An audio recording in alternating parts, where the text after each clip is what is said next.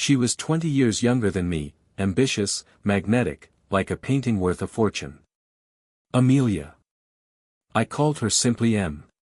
She never objected. She liked it when I said her name quietly, with that same intonation I used during our first meeting. We met at one of those receptions where expensive suits smell of fresh leather, where laughter sounds almost deliberate, and glances slide over faces, searching for profitable connections.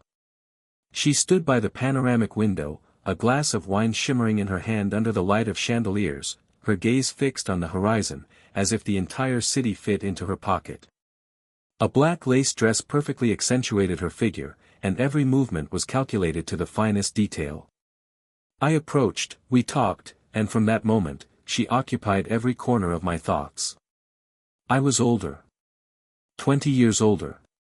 In our circle, it surprised no one, businessmen of my status often chose women like Em. Young, beautiful, ready to light up parties and grace the pages of magazines. But there was something different about her. She didn't just laugh beautifully, she laughed in a way that made you want to give her everything you had. We got married a year later. I bought her a house on the coast, where white roses bloomed in the garden during the summer, and garlands shimmered in the snow during the winter. She adored holidays. Our first Christmas Eve was like something out of a movie, soft snow falling outside, fire crackling in the fireplace, and Em laughing, wrapped in my sweater, as if we were the only people on this planet. I thought everything was perfect. Too perfect. But the problem is, when everything seems too right, there's always something lurking behind it. And I hadn't even suspected how far it would go. The first alarm rang out like a gunshot in an empty room. Her phone, which always lay on the table, suddenly was always face down. Before, she didn't care, but now, it was like hiding it from prying eyes became a matter of life and death. She would step out onto the balcony to talk on the phone, closing the door behind her, laughing quietly, almost muffled. I brushed it off as paranoia, chalking it up to the fact that I was already 45, and maybe my mind was starting to search for drama where there was none. But with each day, that feeling grew. Like someone was slowly poisoning our happy life. I still didn't know that soon everything would turn upside down. That the world I had built with years of hard work could turn out to be just a facade for a grand performance, where I was merely the naive observer.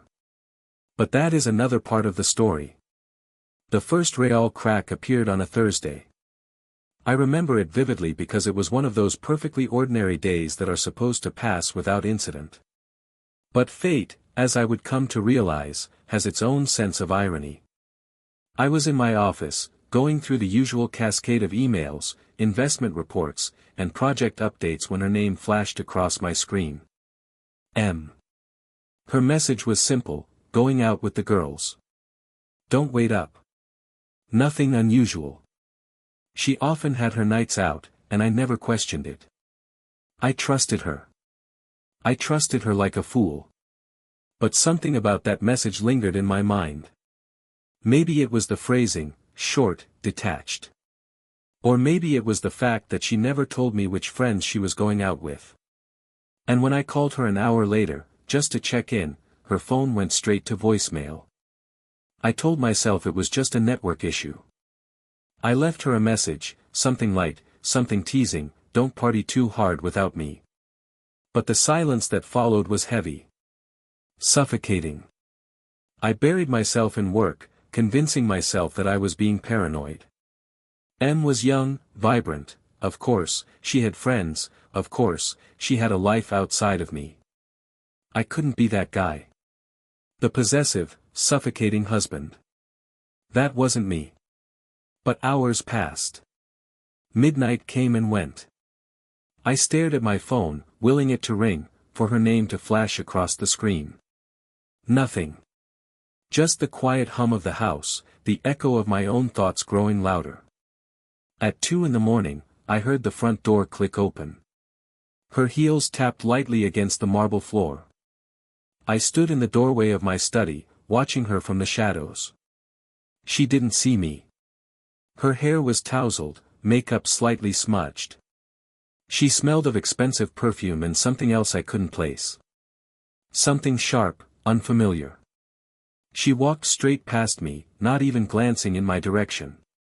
Up the stairs, into the bathroom. The water ran for a long time. I waited. My heart was pounding, my hands clenched into fists at my sides. I couldn't bring myself to ask. I couldn't bring myself to confront her. So I stood there, like a ghost in my own house, watching her silhouette move behind the frosted glass of the bathroom door. And that's when I knew. Something was broken. Something I couldn't name. But I still didn't know how deep that crack went. Not yet. But I was going to find out. I tried to shake off the feeling, burying myself in work. The company was expanding, new projects were lining up, and I convinced myself that M's late nights were just a symptom of our different worlds. She was young, beautiful, living her life. I was the one stuck in boardrooms and conference calls. Who was I to cage her? But the questions never left. They hung in the air, like smoke that wouldn't dissipate. I started noticing little things. Her phone, once carelessly left on countertops, was now glued to her hand or tucked away in her purse. Notifications flashed in silent mode. When I asked her about it, she'd smile and brush it off. Just work stuff, she would say, her voice light, almost too light. I wanted to believe her. God, I wanted to believe her so badly. I tried to shake the paranoia. I convinced myself I was overreacting, that my age was playing tricks on me. But one night, everything changed. It was late, well past midnight. I had just finished a conference call with our partners in Singapore. I walked into the bedroom, expecting to find her asleep. But the bed was empty. Her side still neatly made, untouched. I checked my watch. 2:30 a.m. I texted her. No reply. I called. Straight to voicemail. I stared at the screen, heart thudding, the shadows in the room growing longer, stretching across the walls like dark fingers. I poured myself a drink, the ice clinking loudly in the silence. She had said she was going out with friends. But who? Where? Why wasn't she answering? An hour passed. Then 2. The clock struck 4 a.m., and I heard the sound of tires on gravel. I moved to the window, watching as a sleek black car pulled away from the driveway, its taillights vanishing into the night. She walked up the path, heels clicking against the stone, her coat pulled tightly around her. I stepped back, not wanting her to see me watching. I listened instead. The key turning in the lock, the soft whisper of the door closing, her breath catching as she leaned against it, as if she'd run a mile.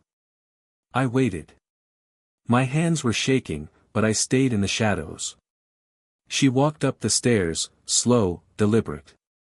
I heard the shower turn on, the water rushing for nearly an hour. When she finally came to bed, I pretended to be asleep. I heard the rustle of fabric, the soft sigh as she sank into the mattress beside me. Her scent filled the room, something floral, mixed with the sharp bite of whiskey. I wanted to turn, to look at her, to ask her where she had been. But I didn't. I couldn't. Because deep down, I knew that the answer would shatter me. And that was the moment I realized, I had to know. I had to stop pretending. No more shadows. No more silence. I was going to find out the truth. I decided to follow her. It was a desperate move, one I never imagined I would stoop to, but desperation has a way of stripping away pride. I waited for the right moment, one of her usual, girls' nights. The evening came, and she left with her usual grace, kissing me on the cheek, her eyes glimmering with that same untouchable charm. "Don't wait up," she said, her smile as effortless as always. I watched her disappear through the front door, her heels clicking against the marble floor. I gave it 5 minutes. Just enough time for her to get comfortable in her own rhythm. I grabbed my coat, slipped my phone into my pocket, and walked to the garage where the car was waiting. The engine purred softly as I pulled out onto the road, headlights slicing through the darkness. She was easy to follow. Em drove the silver Mercedes I had bought her for her birthday, a sleek, metallic beacon on the road. I kept my distance, letting the traffic mask my pursuit. She drove across town, far from the glittering neighborhoods we usually frequented, deep into the heart of the city where the lights were dimmer and the streets were narrower. Finally, she stopped. I pulled into the shadows, watching as she stepped out of the car, heels clicking on wet pavement. The street was quiet, lined with tall brick buildings that loomed like sentinels. I watched her walk up to one of them, a small entrance with no sign, just a metal door painted black. She knocked twice, and it opened. She disappeared inside. I stayed in the car, my heart hammering in my chest. What was this place? It didn't look like any club or bar I knew. There were no lights, no music, just silence. A thin trickle of smoke drifted from a vent above the door, curling into the night like a whisper of secrets. Minutes passed. I counted them, each one stretching longer than the last. I fought the urge to get out of the car and confront her, to demand answers, but something held me back. Fear. Cowardice. Or maybe, just maybe, the knowledge that once I opened that door, I could never go back to pretending. When she finally emerged, it was nearly 2 in the morning. Her hair was tousled, lipstick slightly smeared, and there was something different about her walk, looser, more relaxed. She lit a cigarette on the curb, took a long drag, and smiled to herself, eyes half closed as if savoring the taste of something forbidden. I watched her walk back to the car, heels clicking with that same familiar rhythm. My hands were gripping the steering wheel so tightly my knuckles were white. She pulled away, headlights vanishing into the distance, and I sat there for a long time, staring at that black door, the smoke still drifting lazily above it. Whatever was behind that door, it held the answers. And I wasn't sure I wanted to know them. I couldn't get that black door out of my head. It haunted me, invaded my thoughts in meetings, lingered in the back of my mind during dinners, whispered to me in the silence of my study. I started to feel like I was losing control, like everything I thought I knew was slipping through my fingers. I had to know. Whatever was behind that door, it was the key to understanding what was happening. I waited for the next girls' night. This time, I didn't just follow her, I prepared. I parked a block away, slipping on a black cap and a jacket that wouldn't draw attention. She arrived at the same time, stepping out of the car with that same effortless grace. She looked perfect, flawless even. But I knew now that perfection was just a veneer. A mask she wore to hide whatever secrets she was keeping. I waited until she disappeared inside before moving. The street was empty, a thin fog clinging to the ground, swirling around my feet as I walked. The black door was just as unremarkable as before, no signs, no lights, just a plain slab of metal with flecks of rust around the hinges. I walked up to it, heart hammering in my chest, and pressed my ear against the cold surface. Nothing. Just silence. I tried the handle, locked, of course. I stepped back, scanning the building. My eyes caught on a narrow alley that ran alongside it, shadowed and cramped. I moved quickly, slipping into the darkness. The alley led to a side entrance. A door that looked like it hadn't been opened in years. I tested the handle.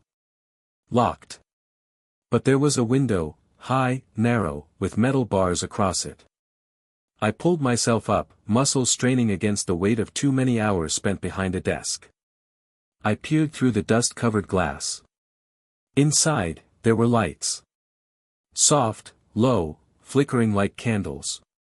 Shadows moved across the floor, long and stretched, figures passing in and out of view. I couldn't see her, but I could hear voices, muffled, like whispers slipping through a crack in the wall. I stayed there, gripping the ledge, watching and waiting. Time stretched thin, minutes bleeding into hours. My hands ached, my shoulders stiffened, but I held on. I needed to see her. I needed proof. Finally, she appeared.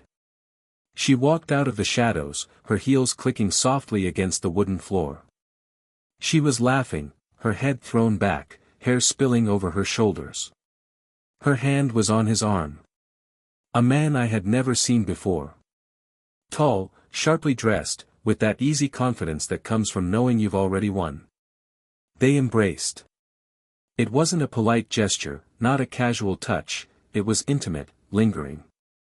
Her hands slipped around his neck, his fingers tracing the line of her back. They moved together with a fluidity that spoke of familiarity, of habit. My hands slipped from the ledge, and I dropped to the pavement, breathless, stunned. I stumbled back into the shadows, heart pounding like a drum in my ears. It was real. All of it. And I had seen it with my own eyes. But now came the real question, what the hell was I going to do about it? The days that followed were a blur. I moved through my routines like a ghost, shaking hands with business partners, attending board meetings, signing documents, all while that image replayed in my mind. Her arms around him. His hands on her back. The way they fit together so easily, so naturally, like I had never existed. I didn't confront her. Not right away. I wasn't ready. Maybe I was afraid of the truth, of hearing her admit it, of watching her eyes fill with false tears as she lied to my face. So I waited. I watched. I gathered every little piece of evidence I could. I hired someone. A private investigator. His name was Harris. Short, stocky, with eyes that had seen too much of the world and a voice like gravel. He didn't ask many questions, he just nodded, lit a cigarette, and said, "Give me a week." A week felt like a year. Every time she left the house, I watched her go, wondering if she was going to him. Every time her phone buzzed with a new message, I wondered if it was him whispering sweet nothings from behind that black door. Harris didn't wait the full week. 4 days later, he called me. His voice was flat, emotionless. "We need to meet." I chose the rooftop bar of the Harrison Hotel. It was a place I knew well, quiet enough to talk but public enough to avoid a scene. Harris was already there when I arrived, sitting in the corner, his back to the window, watching everyone who walked in. His cigarette smoldered in an ashtray, a glass of whiskey untouched by his hand. I sat down, and he slid a thick envelope across the table. "It's all in there," he said, tapping the edge. "Photos, timestamps, everything you need." My hand shook as I opened it. Black and white stills of her, arm in arm with that same man. Walking into restaurants, slipping into hotels, standing far too close on the balcony of an apartment I had never seen before. His hands on her waist. Her smile, unrestrained, unguarded. I stared at the photos, each one cutting deeper than the last. I felt something inside me break. A crack that spidered out, threatening to shatter everything I had built. But I didn't let it show. Not to Harris. Not to anyone. I closed the envelope, slid it back across the table. "You did good," I said quietly.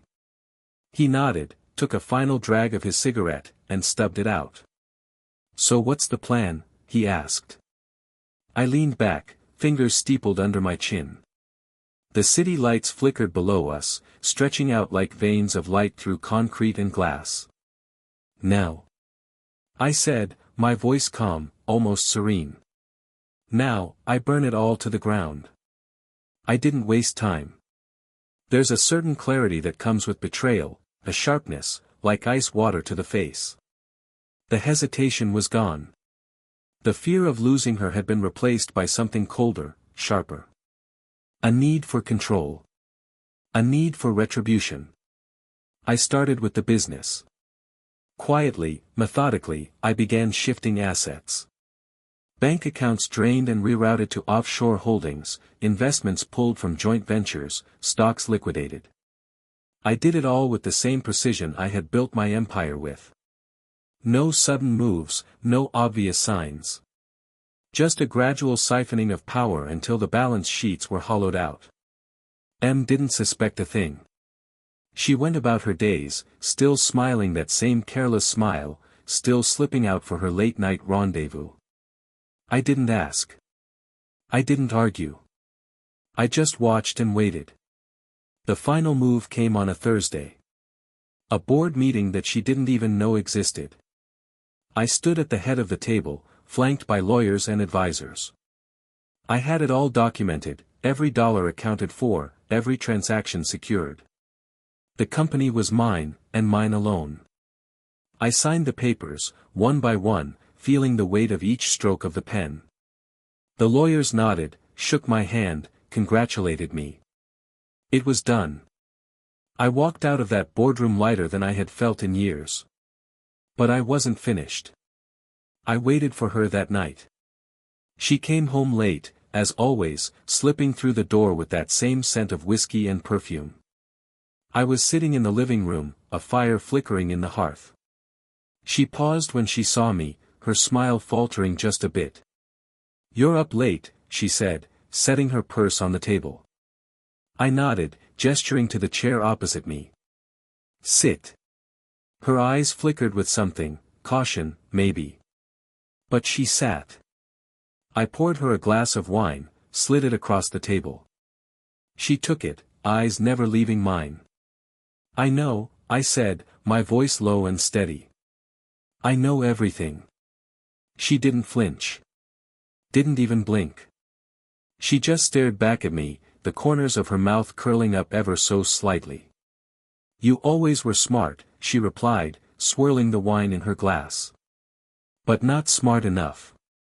I leaned back, watching her. "You think you won?" She raised the glass, took a slow sip. "I think I already have." I smiled. I couldn't help it. "Check your accounts," I said softly. Her fingers moved to her phone, nails tapping the screen. Her eyes flickered back and forth, scanning numbers, scrolling through pages. The smile fell. Her hand shook slightly as she set the phone back on the table. "What did you do?" "I burned it all," I replied. "Every account, every asset, every cent you thought you had. It's gone. All of it." Her eyes met mine, and for the first time, I saw something real. Fear. Raw and unmasked. "You wouldn't," she whispered. I leaned forward, my voice barely above a whisper. "You don't know me as well as you think." We sat there, the fire crackling, the wine untouched between us. I let the silence stretch, heavy and unyielding. She was the first to speak. "So, what now?" I stood up, straightened my jacket, and looked down at her. "Now," I said, my voice steady and calm, "you leave." She didn't move. I nodded towards the door. "Take whatever you want." "I don't care. But you don't stay here another minute." Her eyes flickered with disbelief, then rage. But I didn't flinch. I just watched her, arms crossed, waiting.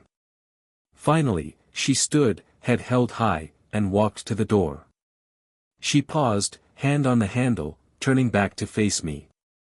"You'll regret this," she said, her voice sharp and biting. "I already regret everything," I replied. And with that, she was gone. I stood there for a long time after she left, the silence creeping back in, filling the space she used to occupy. It wasn't victory, not really. But it was mine. And for the first time in years, I finally felt free.